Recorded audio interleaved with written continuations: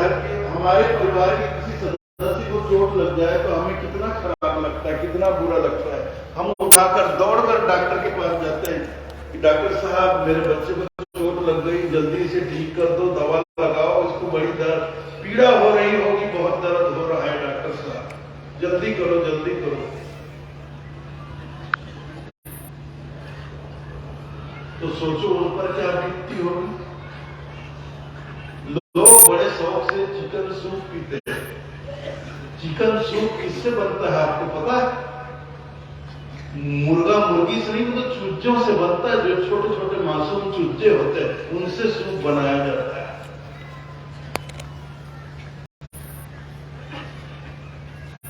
आपके छोटे से प्यारे से बच्चे जिसको आप गोद में खिलाते हैं उसको मतलब नजरों से दूर नहीं करना चाहते, इतना प्रेम उसके लिए होता है, हृदय से प्रेम छलकता है, इतना प्रेम छलकता है कि अपने छोटे से नन्हे से बच्चे को देखकर आपकी आंखों से आंसू आ जाता है। वो चूजा भी तो किसी का बच्चा है भाई, आप कैसे उसका सूप पी जाते हो? आप कैसे पशु पक्षियों को खा सकते हैं?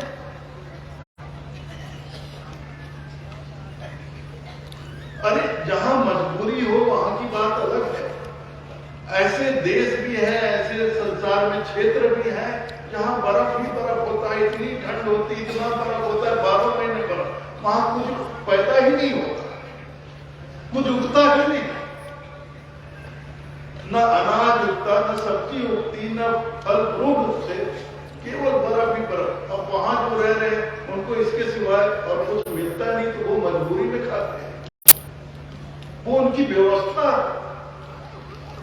लेकिन जहां भरपूर अनाज मिल रहा है, साग सब्जियां मिल रही हैं, फल फ्रूट मिल रहे हैं, वहां भी लोग मांसाहार करें, ये तो उनकी शौक की बात हो गई, शौक की बात हो गई, ये व्यवस्था नहीं हुई, ये तो आपका दिखावा हो गया। सच बता रहा हूं, कोई नहीं बचा है साहब। हमारे कमीरपंथ के आजकल के लड़के जाके खा पी रहे हैं, मैं झूठ क्यों बोलूंगा? मैं सिर्फ गीतों के लिए क्यों बोलूंगा?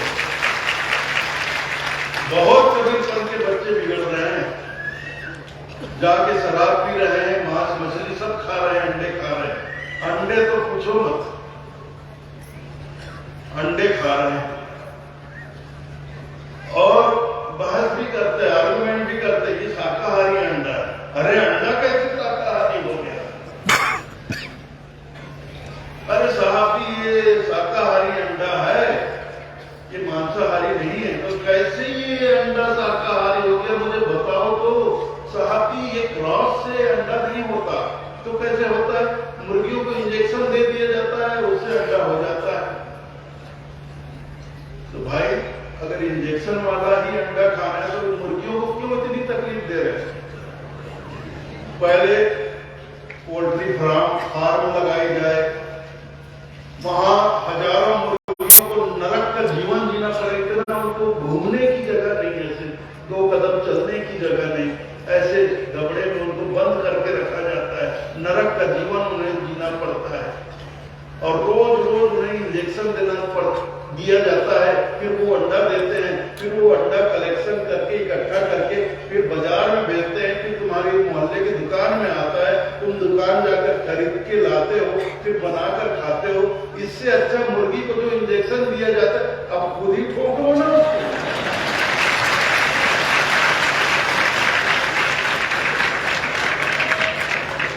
अरे नहीं खाने तो घुमा फिराकर काम क्यों पकड़ते हो? सीधा ही पकड़ो।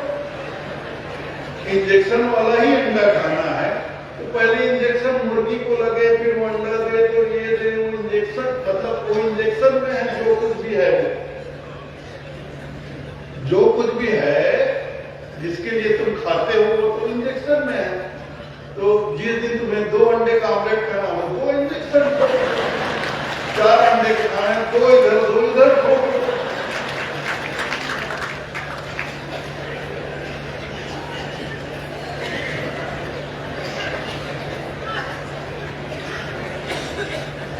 मछली खाते हो, मैं जगन जगन्नाथपुरी जाता रहता हूँ तो मेरी आदत है शाम को वहाँ समुद्र किनारे जाकर रेत में बैठता हूँ। मेरी आदत घर को बैठता रहता हूँ। वैसे एक बार जगन्नाथपुरी में सागर किनारे बैठा था तो बाजू में कुछ बंगाली लोग बैठे थे। बंगाली लोग बैठे थे ऐसे भगवा वस्त्र वगैरह ऐसे घायल होकर, तिलक केसर तिलक भी लगाए हुए तो बैठे हुए थे। तो बहुत देर तक हम लोग भी बैठे हुए थे, वो लोग भी बैठे हुए थे। बात हम ठीक गया थोड़ा। मैंने पूछा आप लोग कहाँ से हैं? मतलब हम कोलकाता साइड से हैं। उनका टोन अलग होता है, कोलकाता साइड से हैं। उनका हम छत्तीसगढ़ से आए हैं, हम कभी पंथी हैं।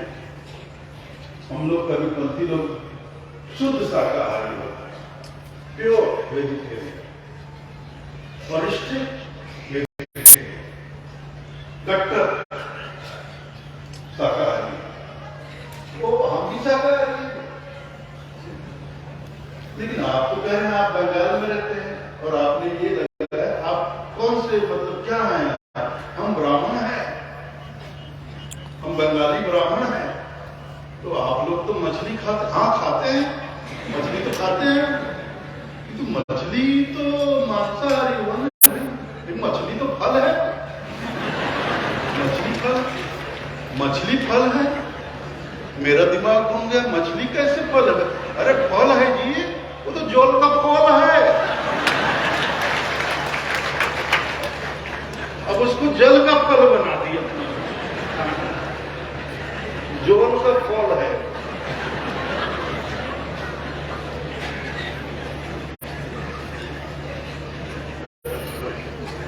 मतलब पीने वालों को पीने का बहाना चाहिए। क्या करें साहब? दया भाव हृदय ज्ञान कथे बेहद ते नरके जाएंगे परसुन साखी सब। प्राणी मात्र के लिए हृदय में प्रेम नहीं है, दया नहीं है, करुणा नहीं है, ते नरके जाएंगे परसुन साखी सब। तो चाहे किसी को कितना साखी सुनाए या किसी से साखी शब्द सुने, अगर हृदय में प्रेम नहीं, करुणा नहीं, दया नहीं, तो नरक ही ठिकाना। कोई नरक से बचा नहीं।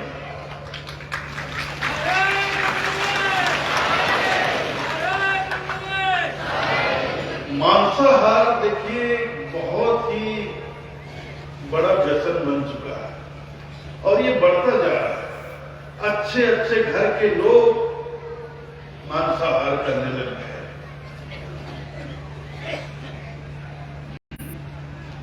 लेकिन एक चक्र देखता हूं, बचपन से देखता आ रहा हूं।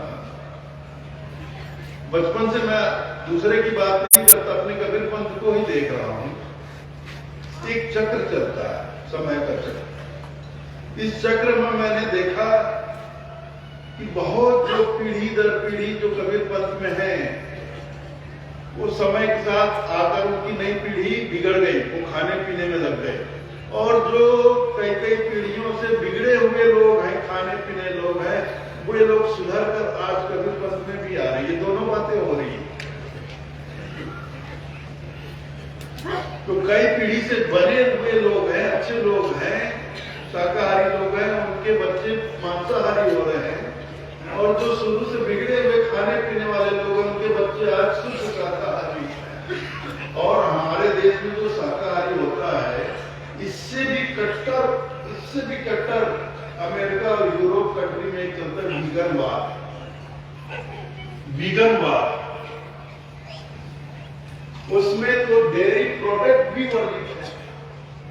डेयरी प्रोडक्ट खाना तो दूर की बात, पशु पक्षी पालना भी वर्जित है। पशु पक्षी भी नहीं पाल सकते उनको, वो भी आपकी तरह ही एक जिंदा प्राणी है। जैसे आपको इस संसार में स्वतंत्र जीना पसंद है, वैसे ही उनको भी अधिकार है कि वो स्वतंत्र अपना जीवन जिए। तो गायों को बांधकर घर में रखें और उसके बछड़े को थोड़ा सा दूध पिलाकर सारा दूध खुद निकालकर हम हम लोग उसका उपभोग करें तो उस बच्चे का शोषण हुआ कि नहीं हुआ? तो ये विघटनवादी लोग इसके भी सख्त खिलाफ हैं। पशु पक्षी को घर में तोता पाल लेता है, उसके खिलाफ है। तुम्हें क्या हक है? वो भी तुम्हारे जैसा ही एक प्राणी है। तुम्हें कोई इस तरह एक कमरे में हमेशा के लिए बंद कर दे, तुम्हें कैसे लगेगा? जब तुम्हें आजाद रहना, स्वतंत्र रहना पसंद है, उसे भी आजादी पसंद है, छोड़ो उसको अपना जीवन जीने दो। आप अपना जीवन जियो और जीने दो।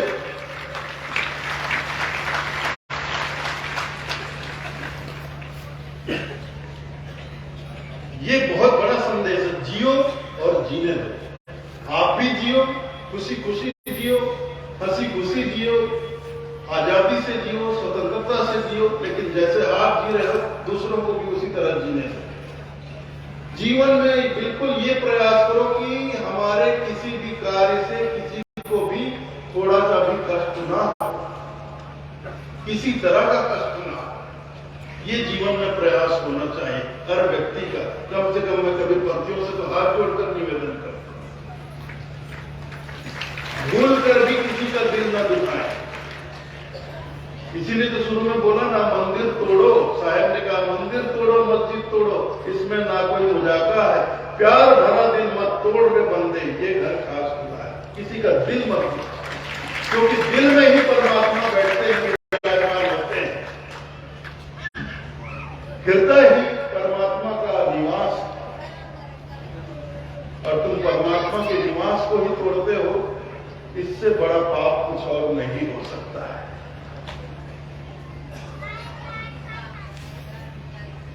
आज मैं ज्यादा नहीं बोलूंगा,